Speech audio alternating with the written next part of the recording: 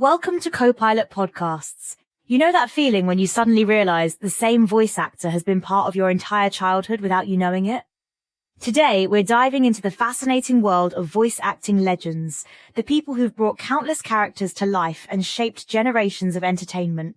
We'll discover their unexpected journeys, their incredible range, and the magic they create behind the microphone.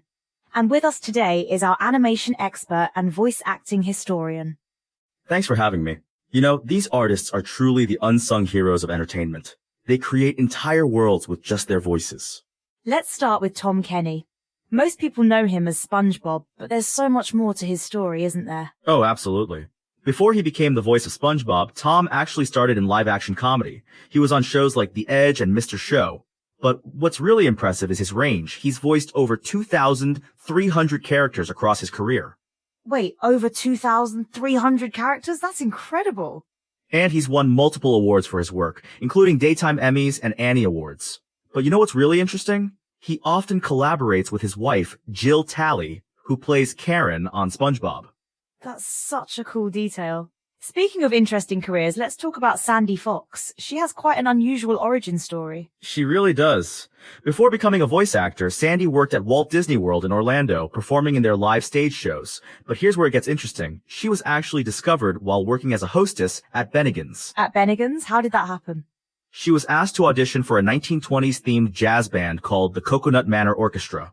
She ended up singing with them for 11 years, performing songs by Helen Kane, who, fun fact, was actually the inspiration for Betty Boop. And that led to something bigger, didn't it? It sure did. In 1991, she became the official Betty Boop for Universal Studios, doing both live performances and voice work. She's been the voice of Betty Boop for over 3 decades now. That's such a perfect full circle moment. Now, let's talk about Tabitha St. Germain. She has quite an international background. Yes. Born in Boston, she actually spent part of her childhood in South Africa while her father worked for development agencies in Swaziland. She started acting at age 8, playing Tiny Tim in A Christmas Carol. And now she's known for so many iconic roles, right? Absolutely. She's probably best known as Rarity and Princess Luna in My Little Pony, Friendship is Magic, but she's also voiced characters in everything from Death Note to Martha Speaks. You know who else had an incredible impact? Will Ryan, especially through his work on Adventures in Odyssey. Oh, Will Ryan was something special. He played over 150 characters across more than 400 episodes of Adventures in Odyssey, but his most beloved role was Eugene Meltzner. And his impact went beyond just entertainment, didn't it? It really did. Focus on the Family received multiple letters over the years from listeners who decided to become Christians after hearing Eugene's salvation story. That's the power of voice acting. It can truly change lives. That's incredible. And speaking of unique talents, we have to talk about D. Bradley Baker. D. Bradley Baker is fascinating because he approaches creature vocals as actual acting, not just sound effects. He believes every project needs its own distinct mix of character and performance. What do you mean by that? Well, in his own words, he says creature vocals are the same as any other acting. It's about finding the right feel and tone, then letting it loose into the story. He believes using library sound effects can sound flat or generic. So it's more about performance than just making sounds? Exactly. He says his job is complete if the audience is pulled into the story and gives no thought to his involvement. It's about making the vocals seamlessly connect with the scene. You know what strikes me about all these voice actors?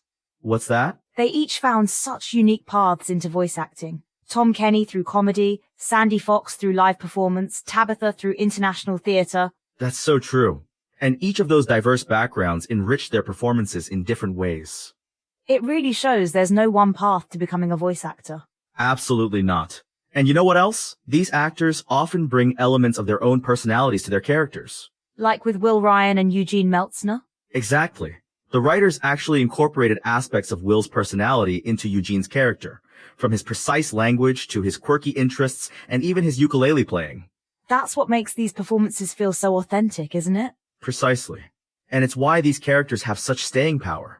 They're not just voices, they're fully realized personalities. And speaking of staying power, Tom Kenny has been voicing SpongeBob since 1999, right? Yes, and he's done so much more. He's also been the Ice King in Adventure Time, the Mayor in Powerpuff Girls, and even Spyro the Dragon in the video games. The versatility is just amazing.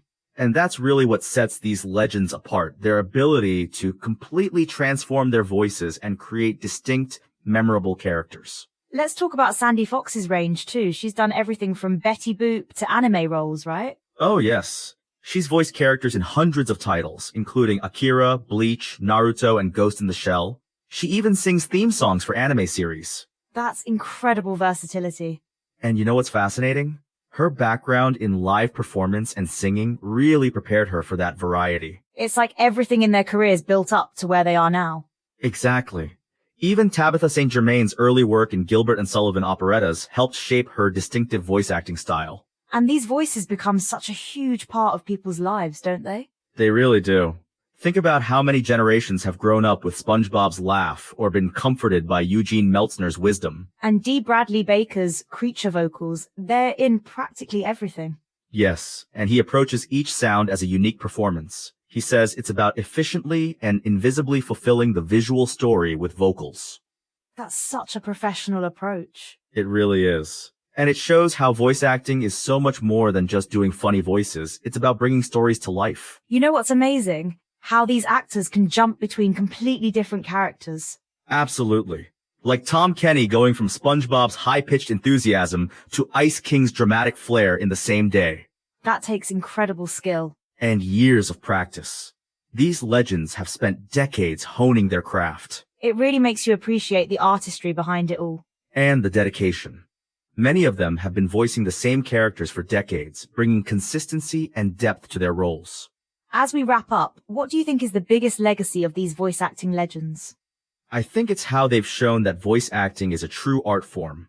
They've created characters that have become part of our cultural fabric. And they've inspired the next generation of voice actors too. Absolutely. They've shown that with dedication, creativity, and passion, you can bring magic to life through your voice. Well, that brings us to the end of today's episode of Copilot Podcasts. Remember, next time you hear SpongeBob laugh or Betty Boop sing, you're experiencing the work of true artists who've dedicated their lives to making animation come alive.